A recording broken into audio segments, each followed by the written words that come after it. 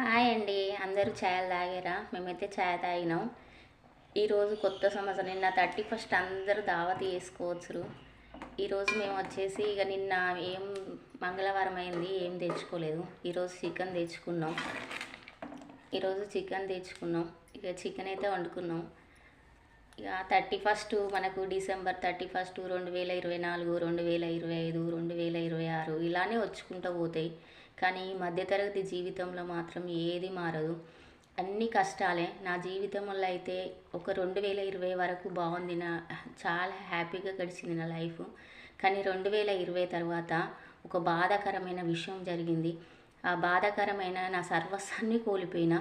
ఇక ఇప్పుడు నాకు 2024, 25 ఏ కొత్త సంవత్సరం వచ్చినా నాకు ఏం ఆనందం లేదు, సంతోషం లేదు.